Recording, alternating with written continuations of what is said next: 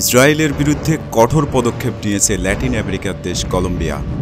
মুসলিম বিশ্ব চুপ থাকলেও গাজায় গণহত্যা বন্ধে কঠিন সিদ্ধান্ত নিয়েছে কলম্বিয়ার প্রেসিডেন্ট গুস্তাভো পেট্রো। ইসরায়েলে কয়লা রপ্তানি বন্ধ করতে ঘোষণা দিয়েছেন প্রেসিডেন্ট।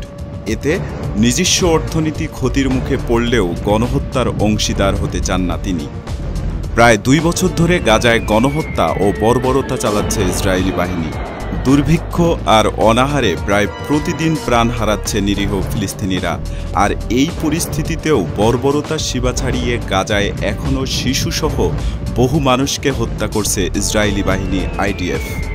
ত্রাণ কেন্দ্রেও তাদের হাত থেকে নিস্তার পাচ্ছে না নিরীহ ফিলিস্তিনিরা।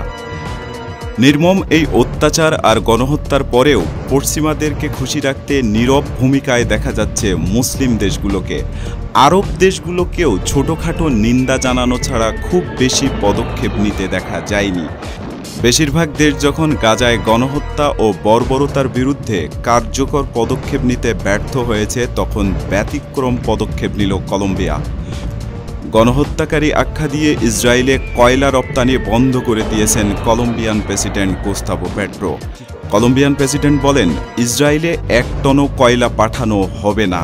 কলম্বিয়ার সকল নিরাপত্তা পরিষদের প্রধানদেরকে সাবধান করছি এই ব্যাপারে। মনে রাখবেন, এটা আমার নির্দেশ। ইসরায়েল যতদিন নিরীহ মানুষের উপর বোমা ফেলবে ও হত্যা করবে, ততদিন কলম্বিয়ার কাছ থেকে কোনো কয়লা পাবে না। আমরা গণহত্যার অংশীদার হতে চাই না। প্রায় 1 বছর আগে ইসরায়েলে কয়লা রপ্তানিতে নিষেধাজ্ঞা জারি করেছিল কলম্বিয়ান সরকার। তবে সেই নিষেধাজ্ঞাকে উপেক্ষা করে অবৈধ উপায়েও রপ্তানি চালু রেখেছিল তার প্রশাসনের কিছু কর্মকর্তা। কিন্তু তাদের বিরুদ্ধেও পদক্ষেপ নেয়ার কঠিন হুঁশিয়ারি দিয়েছেন কলম্বিয়ান প্রেসিডেন্ট।